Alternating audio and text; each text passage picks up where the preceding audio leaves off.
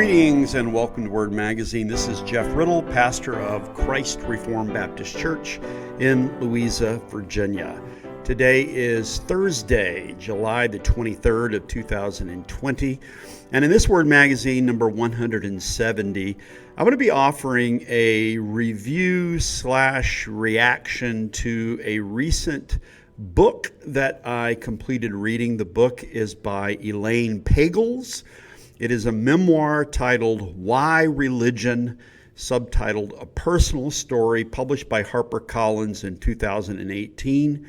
It is 235 pages in length. And I read this book over the course of the past week. We're in the midst of the Riddle Family Annual Summer Reading Contest that begins on June 1 and ends August 1. And we read feverishly, and I picked this memoir up and read it. And I thought it might be interesting to do, again, a review/reaction of it. I would describe this book as a selective memoir of a New Age neo-Gnostic academic. Elaine Pagels, who was born in 1943, is now in her late 70s. She is a professor of religion at Princeton University.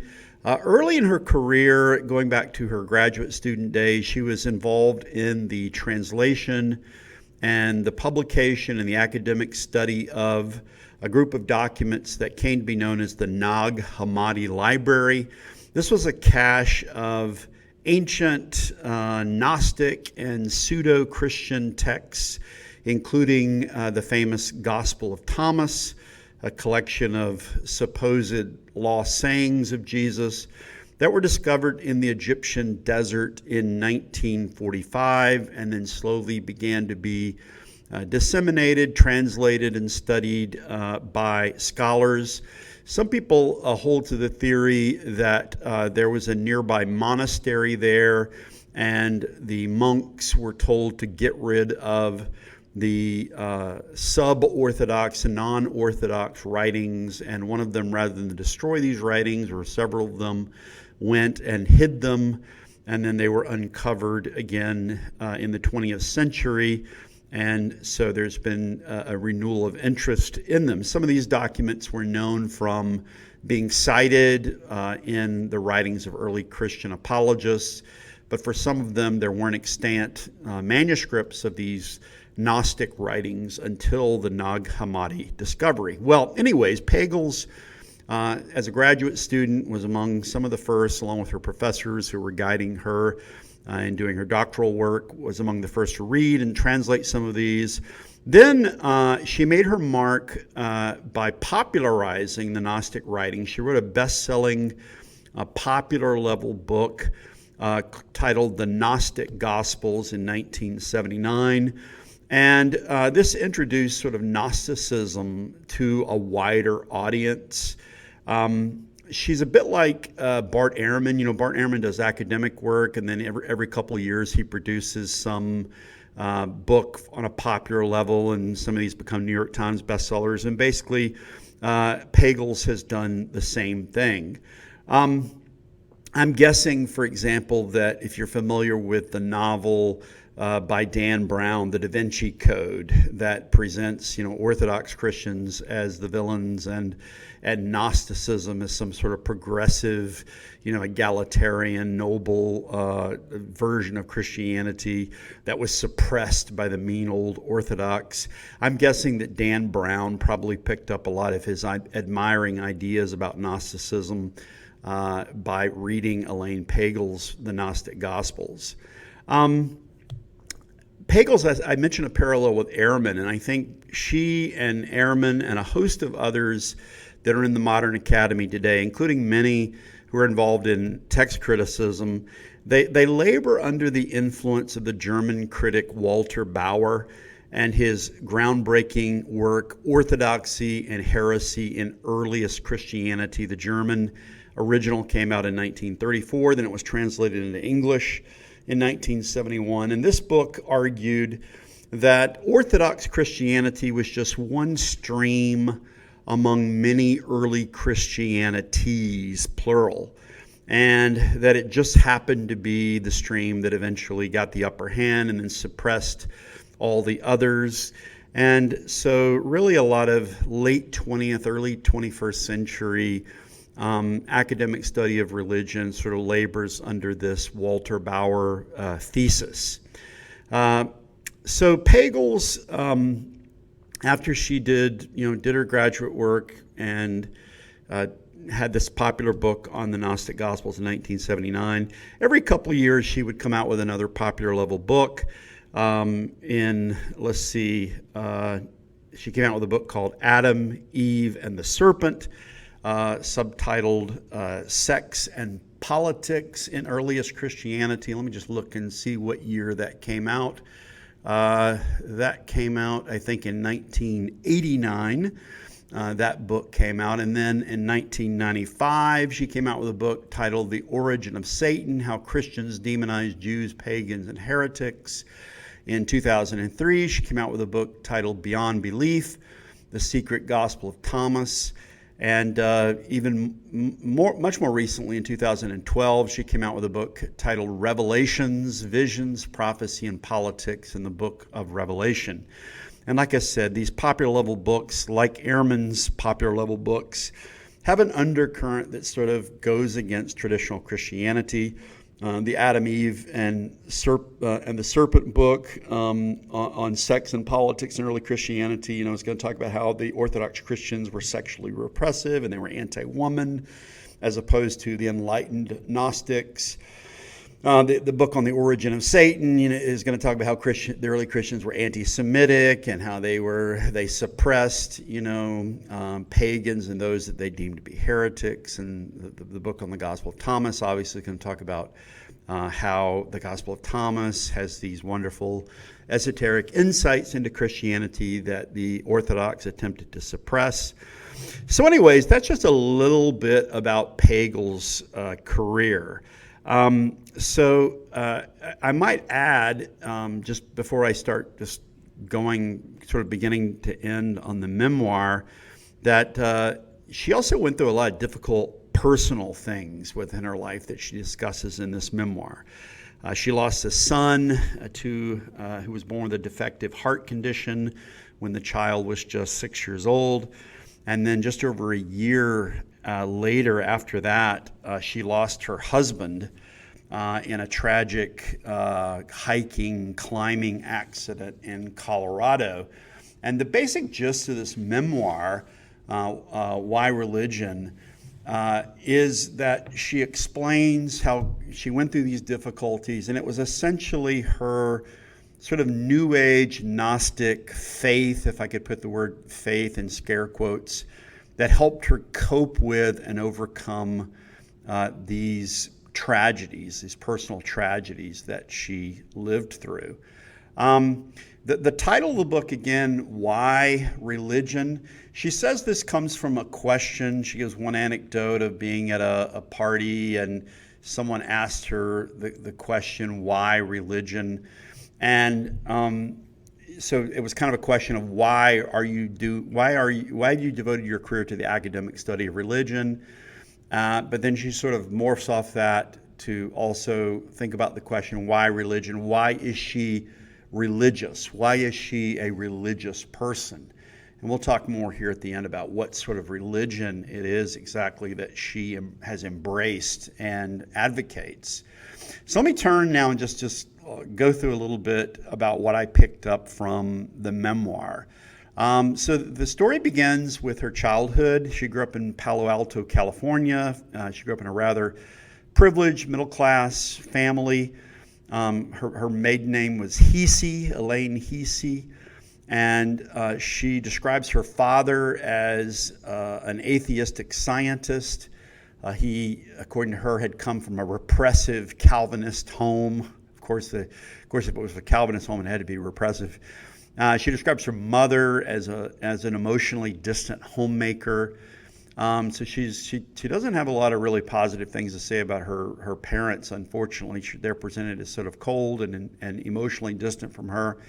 It's always almost presented as sort of like a rebellion in the opening pages. She describes how, as a 15-year-old, some friends invited her to go to, of all things, a Billy Graham crusade at the Cow Palace in San Francisco. And while she was there, she had a walk the aisle type of experience where she prayed a prayer and thought of herself as being a Christian.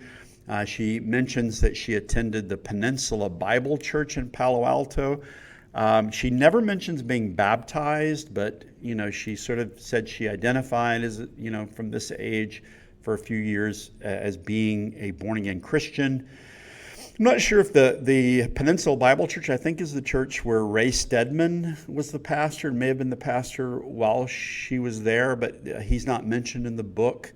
But I know I think there's at least one audio archive of a lot of sermons from Ray Stedman. He was a popular sort of hip evangelical pastor of that era, 1960s, 1970s, and on into the 80s. One thing about this faith, though, was, again, that it was very fragile, the supposed faith. And she goes on to tell in the memoir about how a friend of hers died in a car accident. And she says in the memoir that some of her Christian friends supposedly said that this fellow who died was in hell because he was Jewish.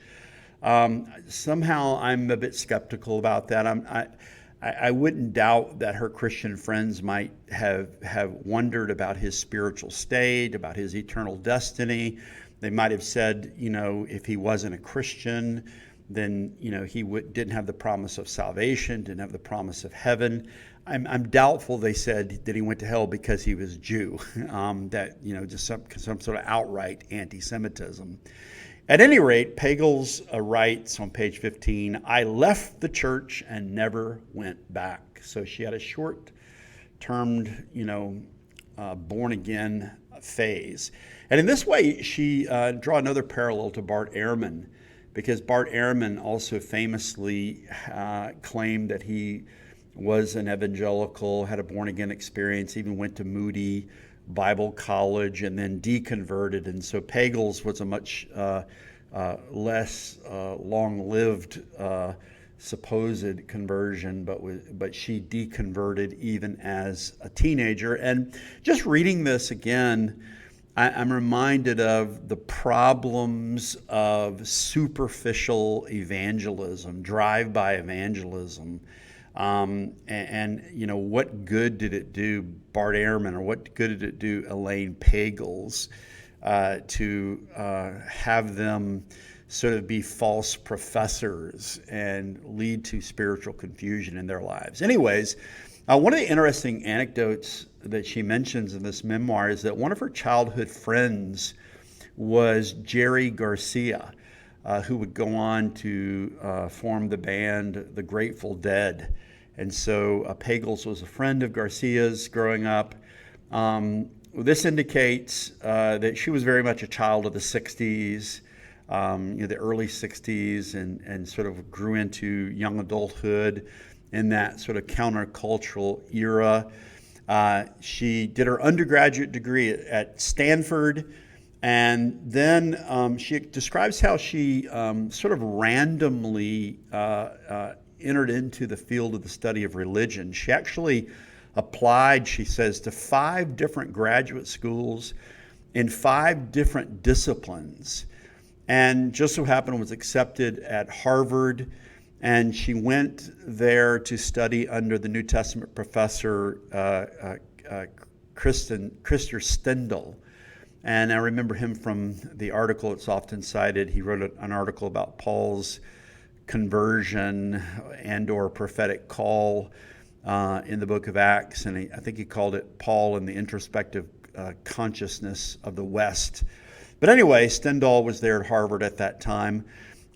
She points out in the memoir that her acceptance was delayed because she was a woman and the administration was uncertain as to whether she would actually complete the degree. She cites the acceptance note. Certainly wouldn't be something that would be sent out today.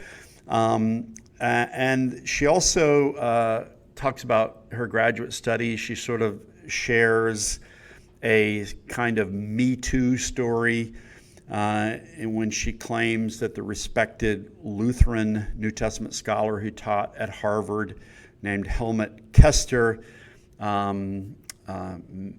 basically sexually harassed her when she was babysitting for his family one evening.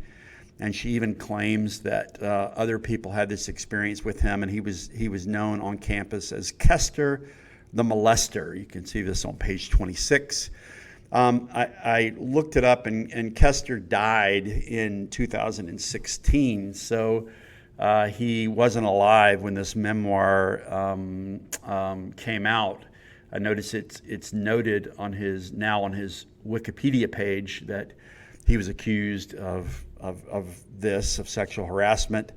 It's kind of sad he wasn't around to defend his reputation against these charges. And I did notice on YouTube that Kester's memorial service at Harvard Divinity School is still posted to YouTube, interestingly enough. So the charge hasn't resulted in that being pulled down yet.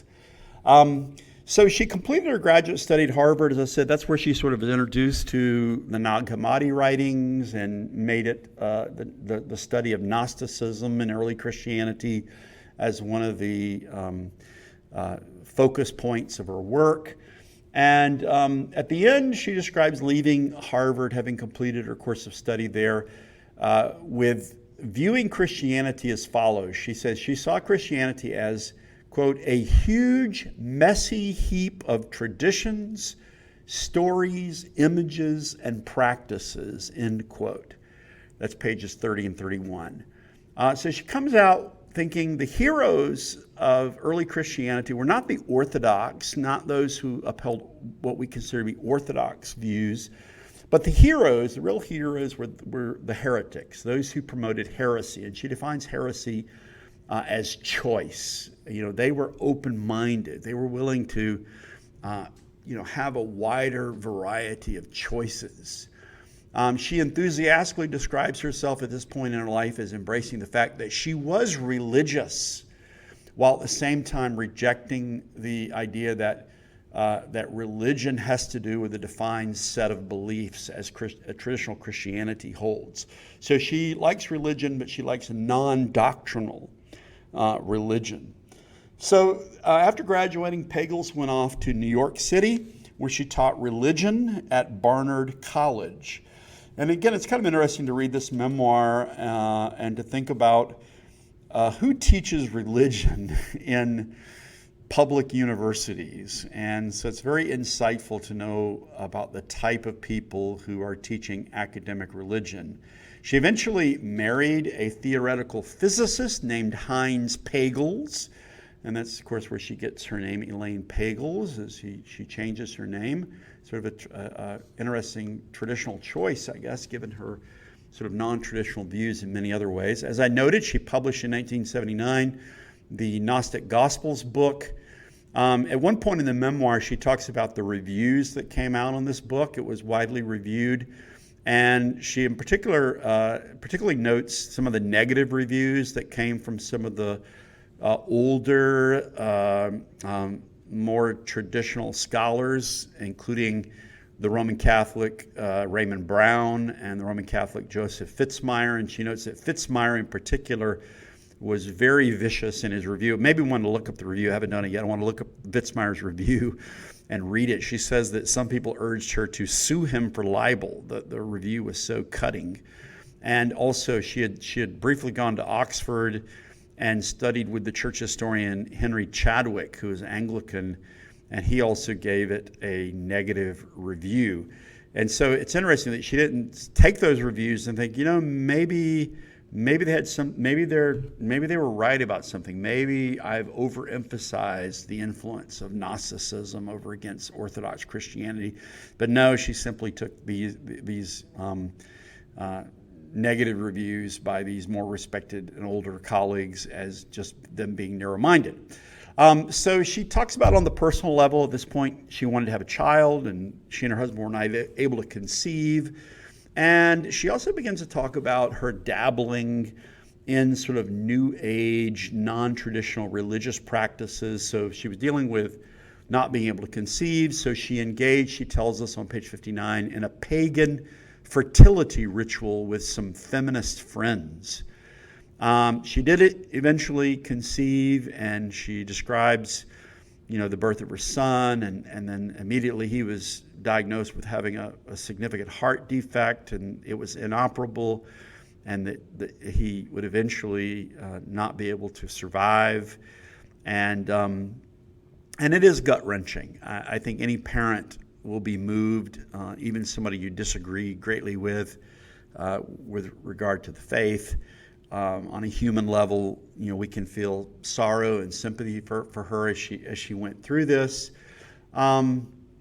She did find out just after the birth of her son that she received a MacArthur Genius Grant in light of what was considered to be the value of her book on Gnosticism, and this was timely in that it enabled her to devote her time to the care of her son in his early years. Again, she comes across as a child of the 60s, a New Ager, a counterculturalist. She describes experimenting with taking LSD on page 41, exploring same-sex attraction on page 49. And along the way with that, she talks about this great insight she had that, the biblical description of man and woman and marriage as a one flesh union in Genesis 2:24 and Genesis, that was less revelation, she saw it, and more a tool of social and cultural control. So this was her great insight. She also talks about dabbling in magic to treat her depression, page 79. And dealing with the stresses of her son. She talks about battling addiction to alcohol and attending AA meetings on page 63, becoming addicted to smoking on page 80.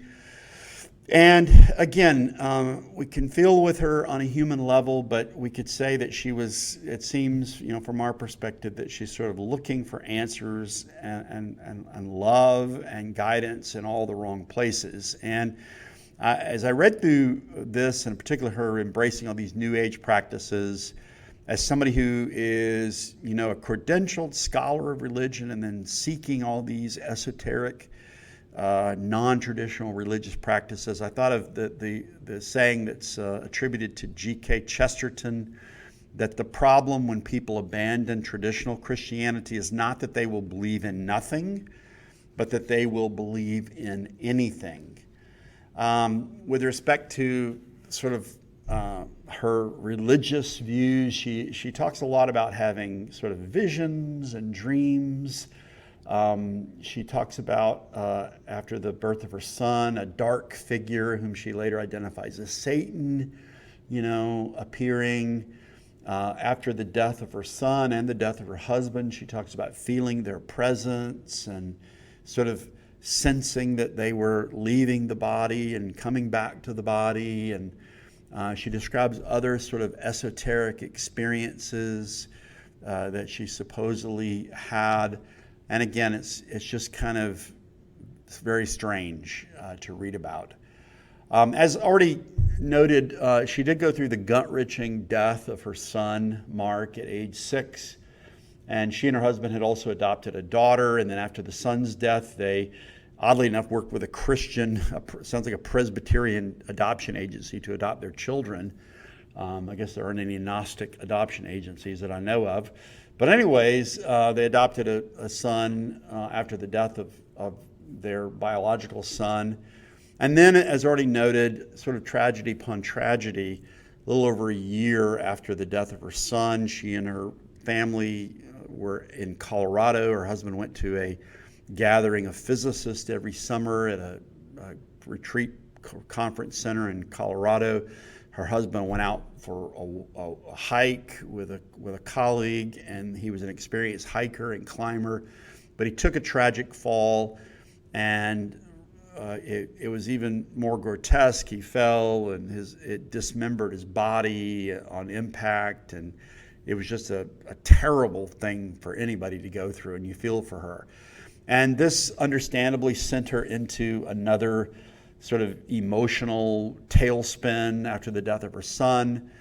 And again, a lot of the point of the book seems to be that she was only able to emerge from this dark episode with the help of the Gnostic spirituality that she had encountered and embraced from her studies. Traditional Christianity within this memoir, both subtly and overtly, is presented as an object of disdain. At one point, she talks about the Orthodox theologians Augustine of Hippo and Athanasius, and she says of them, quote, that they set off, quote, a long and horrific history of pogroms, lynching, legal restrictions, even genocide, first against Jews and dissident Christians called heretics, then against infidels, and more recently against tribal people branded as Satan worshipers, end quote, page 161. Particularly odious to Pagels is the traditional view of the atoning death of Christ, as articulated, for example, by the Apostle Paul in the canonical letters of Paul.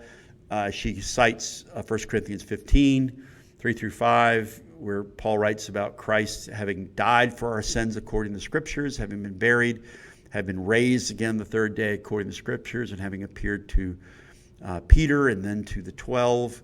And she says she doesn't like, this Pauline view of the wrath of God being satisfied by the death of Christ on the cross. She says she much prefers the Paul who is presented in the Gnostic Gospel of Truth, who appears not as a preacher of the cross and of the resurrection, but as a teacher of secret wisdom. At one point later in the book, on page 204, she talks about Jesus being best understood as a sort of psychiatrist. And so it's a sort of a view of Jesus like the Gnostics that she so admires, where the focus is not on his death and resurrection, not on the gospel, but on the sort of teachings, the words and the esoteric teachings, particularly found hidden in the Gnostic writings.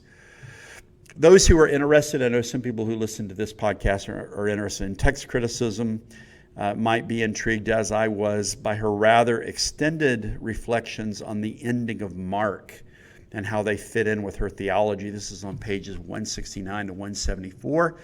And perhaps unsurprisingly, she seems to really revel in the idea that Mark originally ended at Mark 16:8. She thinks this provides a sort of loose and open-ended account of Jesus' life. Of course, this would mean there would be a gospel with no resurrection appearances. And so she is all in for embracing the so-called shorter ending of Mark.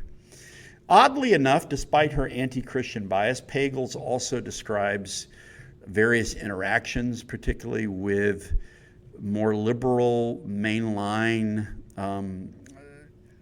forms of Christianity. She talks about visiting Trappist monasteries.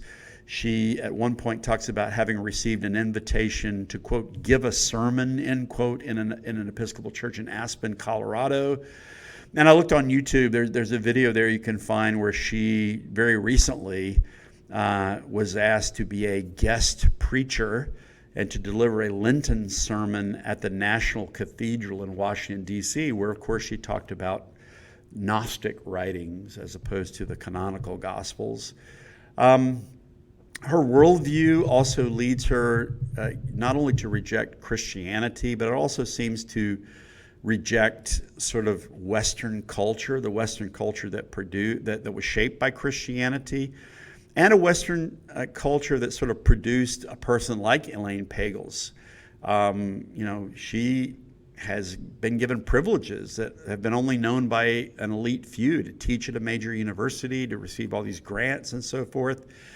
And yet she looks at this world in which she's benefited, been blessed by, Christianity and seems to look at it with disdain. There's one part that seemed, it's sad, but it seems, also, ironic. She talks about this article she read that praised the way a certain tribe, the Ingot tribe, I-N-G-O-T tribe of the Philippines, this article praises the way they express their anger and their grief by headhunting. And the implication, she's talking about her own anger and grief after the loss of her son and her husband. And, why do we have this? Why do Westerners have to carry their grief within? Why can't we openly express our grief the way this headhunter tribe does in the Philippines?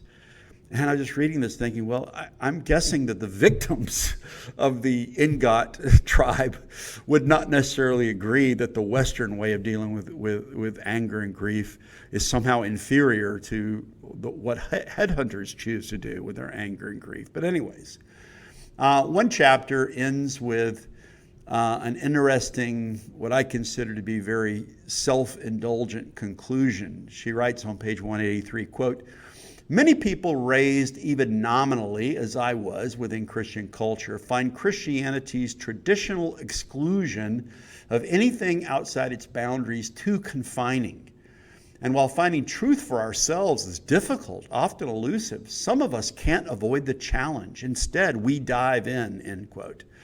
And I just feel like that is just again, very arrogant, very self-indulgent, as if she is some sort of heroic searcher for the truth, and that people who hold to the confines of traditional Christianity aren't interested in throwing themselves into the search for the truth. Anyway, I find that to be self-indulgent. The memoir ends with Pagels' description of her receiving an honorary doctorate from her alma mater, Harvard University. And interestingly enough, the day she received her honorary degree, Oprah Winfrey was also honored by receiving an honorary degree from Harvard. And she talks about how her now grown adopted children were in attendance. And so that's the way the book sort of ends. I called it earlier a selective memoir, as any memoir in her defense has to be, can't tell everything. But I did look up her Wikipedia page after reading the memoir, and I was surprised to find that it noted there that she had a second marriage. She was married to a Columbia law professor in 1995. They were married for a decade, divorced him in 2005, according to Wikipedia. But there is not one mention of that second marriage in the memoir, although her ex-husband's name appears one time, I saw, in a list in the closing acknowledgments on page 216. So this memoir was an interesting read. Pagels is no doubt a very, very intelligent woman, but the book shows, I think, that the topsy-turvy world of the academic study of religion and of early Christianity in particular. Particularly the fact that it's a world where the champions of orthodoxy, like Irenaeus, are now the villains, and it's the heretics, like the Gnostic Valentinian, who are the heroes.